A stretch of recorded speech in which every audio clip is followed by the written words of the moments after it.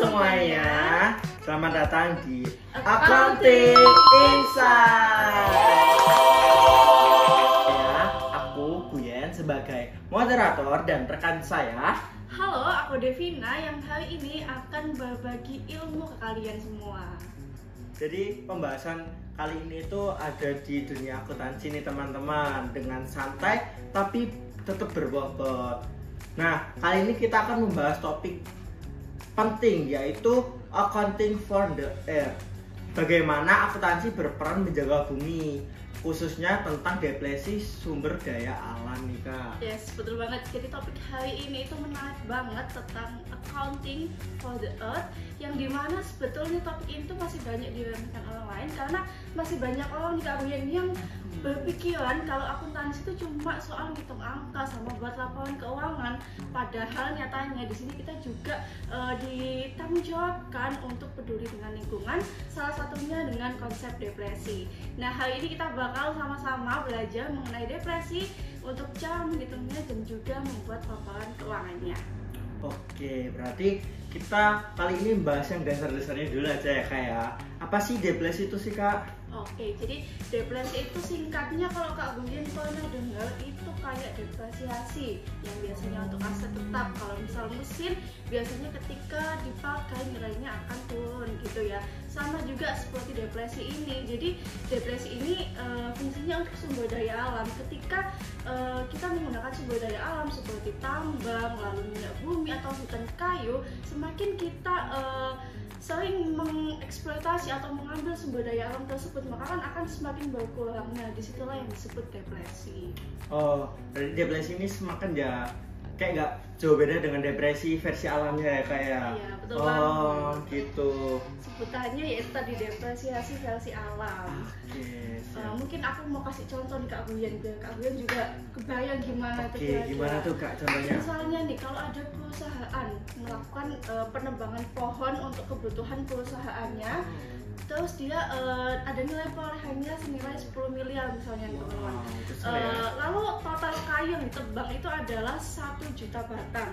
Nah, nantinya setiap kali menebang itu sebagian nilai lahan itu akan dialokasikan menjadi biaya depresi. Nah, sehingga nantinya kita jadi tahu nih nilai alam yang terpakai itu berapa banyak begitu.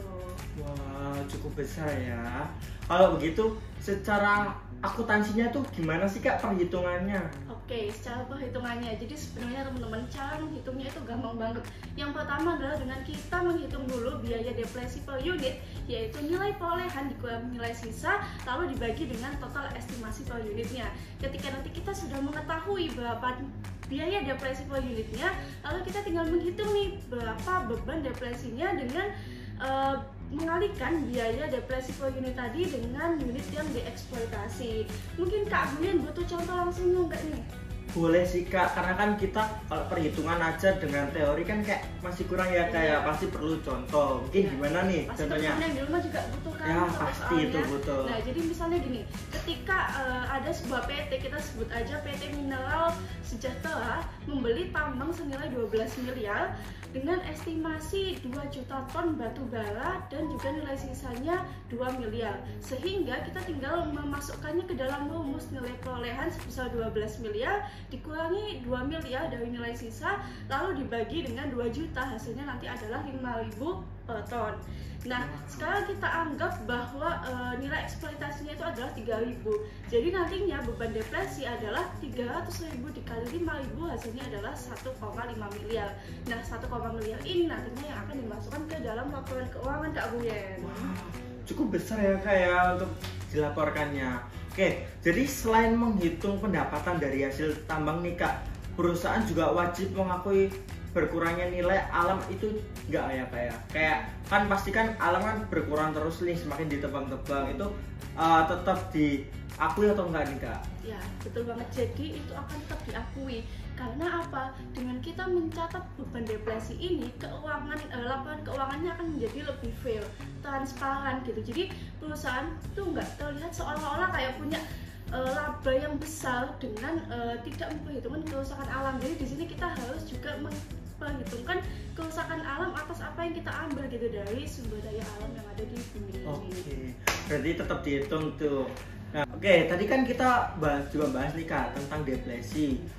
Tapi aku penasaran nih Kak, setelah mereka menebang daya alam diambil, lalu perusahaannya tuh apakah tetap memiliki kewajiban buat kembali lagi ke posisi awal sebelum ditebang tuh Kak? Nah, pertanyaan bagus banget tuh teman-teman. Jadi kalau aku jelasin ya, ketika sebuah perusahaan selesai melakukan kegiatan penambangannya, maka perusahaan tersebut wajib melakukan yang namanya reklamasi. Nah, teman-teman yang lagi nonton kira-kira tahu nggak apa itu reklamasi? Apa itu, ayo, reklamasi? Oke, jadi reklamasi itu adalah kegiatan untuk memulihkan kondisi lingkungan supaya bisa kembali digunakan. Misalnya ketika tadi kita menebang pohon, jadi kita harus kembali menanam pohon tersebut. Begitu kira-kira. Oh, berarti nggak yang seenaknya sendiri ya Kak ya, mereka nebang terus nggak diperbaiki lagi ya Kak. Oke. Oh, jadi semua itu akan dikembalikan ke posisi awal, tetap ya kembalilah ke awal semula ya kayak gitu. Betul banget. Nah, terus nih kalau Kak Brian tahu, sebuah reklamasi itu juga perlu mengeluarkan biaya. Nah, kalau di dunia akuntansi ini disebutnya biaya reklamasi, yang walaupun nantinya uang tersebut itu belum benar-benar dikeluarkan, perusahaan tetap harus mencatatnya sebagai tanggung jawab atau kewajiban sejak awal proyek tambang itu dimulai begitu. Oh, menarik nih. Jadi untuk cara pencatatannya itu diatur dalam PSK juga ya Kak? Iya, betul banget. Jadi mengenai hal ini itu juga sudah diatur dalam PSAK. Di sini tuh akan ada 2 PSAK yang mengatur. Yang pertama adalah pada PSAK 33 tentang pengelolaan lingkungan hidup pada penambangan, yang mengatur bagaimana caranya menghitung dan mengakui biaya reklamasi. Terus yang kedua juga ada pada PSAK nomor 57, itu tentang provisi dan liabilitas kontingensi, yang mengatur pencatatan kewajiban yang pasti akan terjadi di masa depan, seperti biaya reklamasi ini Kak Buya. Wah, ada 2 tuh PSAK-nya. Diingat-ingat ya teman-teman. Lalu untuk berarti perusahaan harus menyiapkan data-data reklamasinya sejak dari awal kegiatan mereka menebang hingga sampai realisasinya itu ya kayak. Iya, betul banget.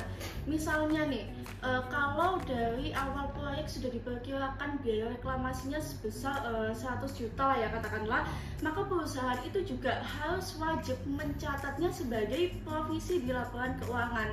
Jadi nggak bisa tuh nanti perusahaan di tengah-tengah pura-pura lupa kayak, oh aku dulu ternyata nggak catat biaya reklamasinya, jadi sekarang kalau misal nggak buat ya udah nggak apa-apa, itu nggak boleh Kak Buya.